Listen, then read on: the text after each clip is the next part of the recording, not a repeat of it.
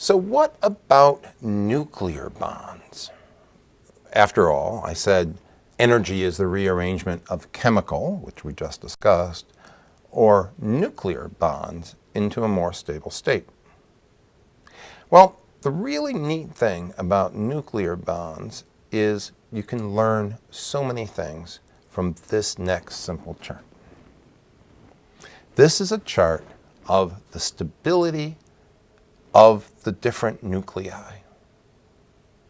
And to put it in this terms, you have to actually do this as the average binding energy per nucleon. A nucleon is a neutron or a proton. The simplest fusion reaction is to take hydrogen, which is down here, and turn it into helium, which is up here. You go to something more tightly bound, a bigger number here. Fission is taking things like uranium and breaking them up into lighter elements.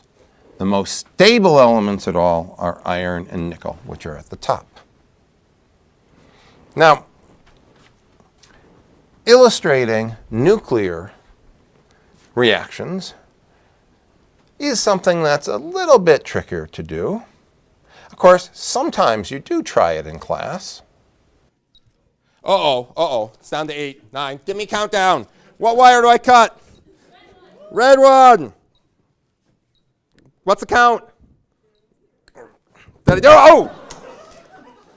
Well, of course, we didn't really make a nuclear explosion in class. But the one I'm going to give you the math for is this reaction. This is the simplest to do of all the fusion reactions. It takes deuterium, that's H2, because its atomic weight is 2, 1 proton, 1 neutron, and tritium, the H3, because its atomic weight is 3, it has 3 nucleons, 2 neutrons, and 1 proton. The neutrons and protons don't disappear. You simply rearrange them in the nucleus into more stable states, into a free neutron, and into helium.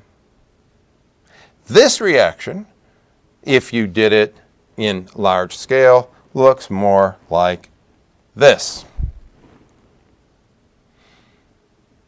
We're not going to do that one in class. What we are going to do is use the same well technique.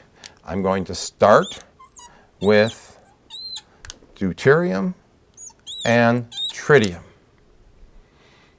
All right, now to do that, this is a proton and a neutron.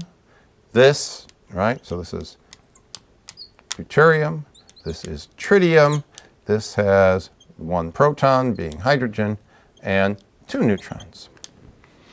Now to figure out what numbers, how tightly bond to make this, we need to look at our chart, the binding energy per nucleon.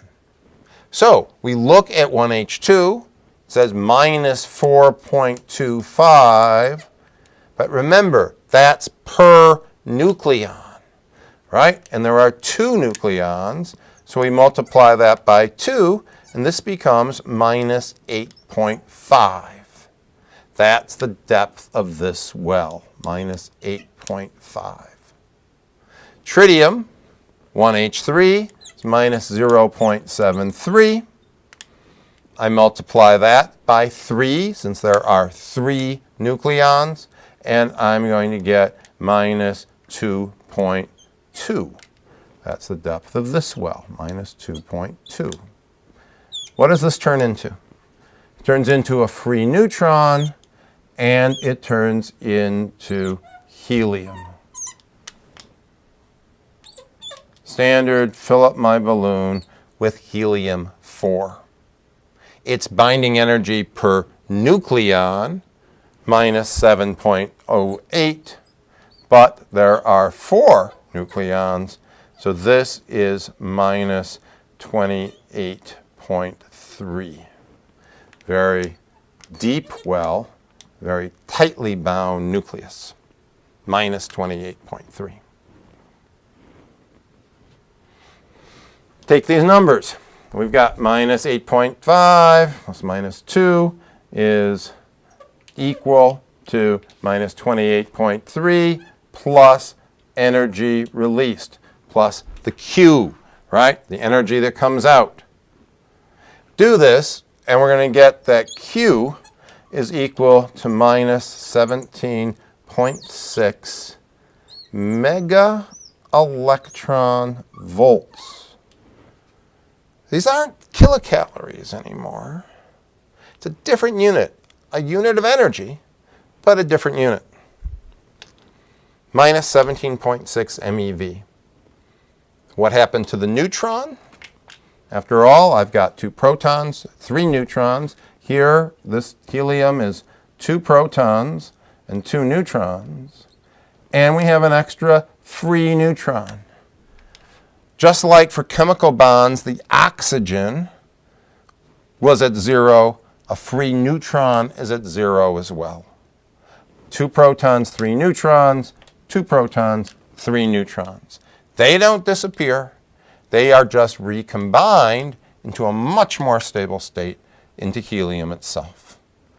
This energy released isn't some magic fluid.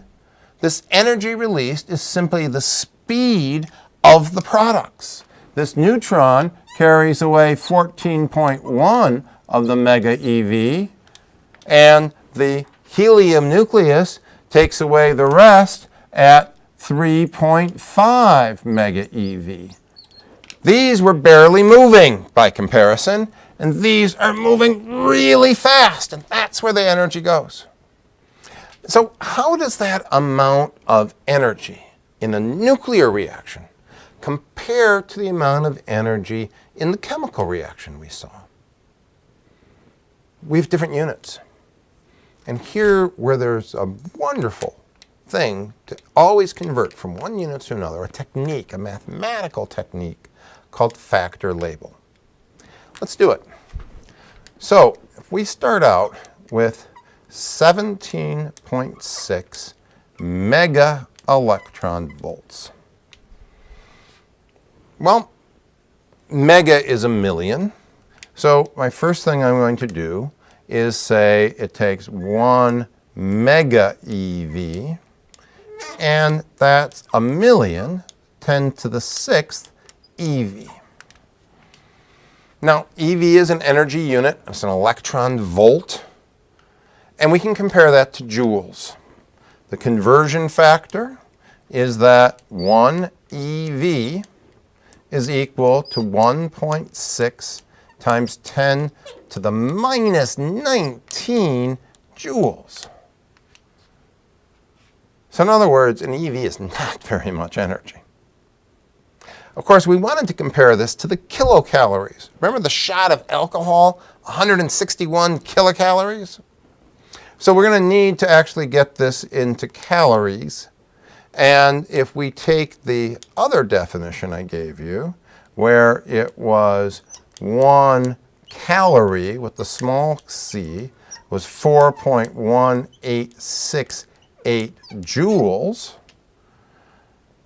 pretty close, except we're going to need that 1 kilocalorie is equal to 1,000 calories. And then, if I did this right, MeV cancels, EV cancels, joules cancel, calories cancel, and my number will be in kilocalories. The amount of energy that we're going to get in the same units now from doing that one nuclear reaction. So we can multiply these numbers, and we're going to get 6.7 times 10 to the minus 16 kilocalories. Now, right now, you're thinking, oh, wait a minute, Professor Ruzek, I thought nuclear reactions gave you so much more energy. You showed me the hydrogen bomb going off. And I saw that burning of that shot glass of methanol sitting there in your classroom for like minutes at a time. Clearly, these aren't 16 orders of magnitude off. And you're right. This reaction was for one molecule. The 161 kilocalories right, that we got from that burning of the shot glass. This was for an entire mole. A mole is Avogadro's number of atoms, 6.02 times 10 to the 23rd. I have to multiply this number by this number. And when I do that, I get 404 million kilocalories if I had a whole mole, an Avogadro's number of atoms of deuterium and tritium turning into fusion. This is the comparison that you want to make. Chemical reactions, nuclear reactions. Millions, about 2 million times more powerful. And that's what you need to know about calculating energy from nuclear bonds.